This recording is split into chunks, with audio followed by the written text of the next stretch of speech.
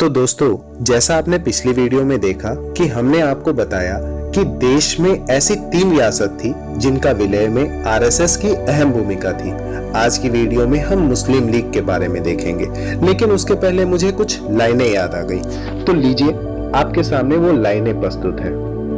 सरफरोशी की तमन्ना अब हमारे दिल में है, देखना है जोर कितना बाजुए कातिल में है, करता नहीं क्यों दूसरा कुछ बातचीत, देखता हूँ मैं जिसे वो चुप तेरी महफिल में है, हाथ जिनमें हो जुनू कटते नहीं तलवार से, सर जो उठ जाते हैं वो झुकते नहीं ललकार से, और भड़केगा जो शोला सा हमारे दिल में है, सरफरोशी की तमन्ना अब हमारे दिल में है। हम तो घर से निकले ही थे बांध कर सर पर कफन, जान हथेली पर लिए हो बढ़ चले हैं ये कदम, जिंदगी तो अपनी मेहमा मौत की महफिल में है, सरफरोशी की तमन्ना अब हमारे दिल में है। जब भी राम प्रसाद बिस्मिल की ये कविता सुनता हूँ, दिल में जोश भर जाता है। इस कविता से ही एहसास हो जाता है कि उस समय के लोगों को देश के प्रति क्या लगाव था। लेकिन क्या ये देश के प्रति आदर उस समय के सभी लोगों में था?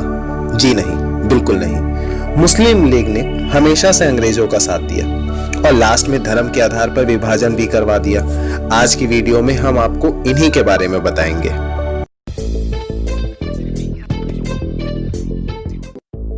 नमस्कार, ये एक सोशल सर्विस अनाउंसमेंट है जो जनहित में जारी है। सरकार आपको कुछ बातें बताना बहुत जरूरी समझती है और मुझे लगता है कि ये मेरी जिम्मेदारी है। आप सबका स्वागत है आपके अपने YouTube चैनल काफिर की दुनिया में। दोस्तों, जब कोई मुस्लिम कहता है कि 1947 में हमने और हमारे बाप दादाओं ने इस देश को रहने के लिए चुना था, तो मुझे बड़ी हैरानी होती है। आजादी से पहले 1946 में मुसलमान कितने सेकुलर थे और उनका उस चुनाव में नुमाइंदे कौन थे, इस ऐतिहासिक तथ्य को जानने के बाद मुझे बहुत हैरानी हुई थी। ठीक उसी तरह जिस तरह जब नांदेड़ में असदुद्दीन ओवैसी के उस बयान पर हुई जिसमें उन्होंने मुसलमानों से बोला कि हमको अपने नुमाइंदों की जरूरत है, भूल जाओ खुदा के लिए सेकुलरिज्म, आज हमारे नुमाइंदे नहीं हैं, इसकी मिसाल है याकूब मेमन को फांसी मिली, उसके खिलाफ कोई आवाज नहीं उठी। याकूब मेमन को तुम बचा सकते थे अगर तुम्हारे पास तुम्हारे नुमाइंदे होते। तो आइए जानते हैं इस देश में रह रहे मुसलमानों के सेकुलर होने और उनके अपने नुमाइंदे चुनने के इतिहास क्या है। अध्ययन करते हैं कि सबसे पहले हुआ चुनाव क्या मुद्दा विकास या कुछ और नहीं था? मुद्दा सिर्फ एक था, हिंदुस्तान या पाकिस्तान।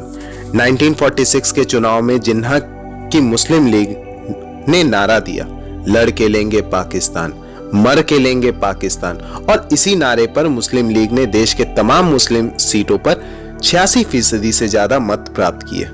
अब्दुल कलाम आजाद की अध्यक्षता में कांग्रेस ने जिस मुस्लिम सीटों पर चुनाव लड़ा, उनमें से 90% सीटों पर उनकी जमानत जब्त हो गई। देश की कुल 494 मुस्लिम सीटों में से मुस्लिम लीग को 429 सीट हासिल हुई। आपको यह जानकर अचरज होगा कि इनमें से आधी से ज्यादा उन शहरों या राज्यों में थी जो आज भी हिंदुस्तान में है। आइए अब जानते हैं कि जिन्ना की मुस्लिम लीग जहां थी वह सीट कौन सी थी और किस राज्य की थी। संयुक्त प्रांत यानी आज की यूपी की 66 मुस्लिम सीटों में से 54 सीट मुस्लिम लीग जीती। वहीं बिहार की 40 मुस्लिम सीटों में से 34 सीट मुस्लिम लीग को मिली। मध्य प्रांत की 14 मुस्लिम सीटों में से 13 सीट पर मुस्लिम लीग को फतह मिली। इवन मुंबई प्रांत यानी आज के महाराष्ट्र और गुजरात की 30 मुस्लिम सीटों में 30 पर मुस्लिम लीग को विजय मिली। आसाम प्रांत की 34 मुस्लिम सीटों में से 31 मुस्लिम लीग को मिली। पंजाब प्रांत की 86 मुस्लिम सीटों में से 74 सीट मुस्लिम लीग को मिली। बंगाल की 119 मुस्लिम सीटों में से 113 सीट मुस्लिम लीग को मिली।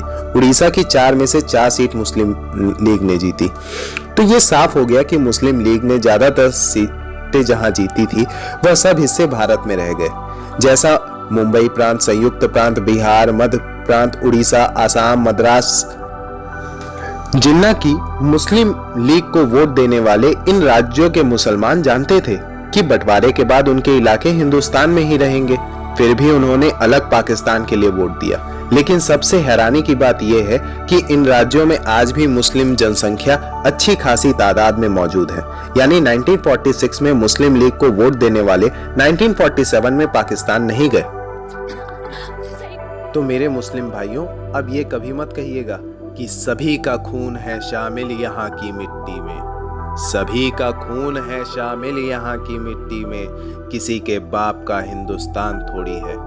क्योंकि फिर मुझे अंकित शर्मा की एक लाइन याद आ जाती है कि भारत भूमि की पावन माटी बंटवा कर भी चुप है हम, आधा कश्मीर भारत का कटवा कर भी चुप है हम। जिन्ना भी गद्दार रहा था नेहरू भी बेशरम रहा था। अरे जिन्ना भी गद्दार रहा था नेहरू भी बेशरम रहा था। भारत माँ के बंटवारे का कारण केवल धर्म रहा था। मांस नोचते गिद्धों को, अरे मांस नोचते गिद्धों को भी हमने सम्मान दिया। 20% मुस्लिम को 1/4 पाकिस्तान दिया। लेकर 1/4 जमीन तुम फिर भी हम पर तने रहे। लेकर 1/4 जमीन तुम फिर भी हम पर तने रहे।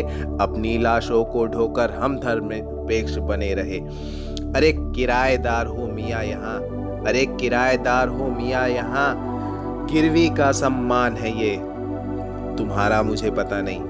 अरे किराएदार हो मियाँ यहाँ और गिरवी का सम्मान है ये, मुझे गर्व है मेरे बाप का, सारा हिंदुस्तान है ये। तो दोस्तों, आज एक बात तो साफ हो गई कि मुस्लिम ने देश की आजादी के बाद से लेके आज तक उन्होंने देश के प्रति अपनी आस्था कभी नहीं दिखाई। और ये बात मैं कह रहा हूँ तो उसका आधार ये है कि देश का विभाजन मुस्लिम की वजह से हुआ। देश के मुस्लिमों को जब भारत माता की जय, जनगण मन गाने में, वंदे मातरम गाने में अगर उनका इस्लाम खतरे में आता है तो हम तो यही पूछेंगे कि कहाँ है तुम्हारा देश और कहाँ है तुम्हारी देशभक्ति। वैसे एक बात बोलना चाहता हूं कि जो मुस्लिम एपीजे अब्दुल कलाम के जनाजे की जगह एक आतंकवादी याकूब मेमन के जनाजे में जाते हैं तो वो मेरे देश के नहीं हो सकते। तो दोस्तों, इसी के साथ बंद करते हैं अपना काम। जय श्री राम।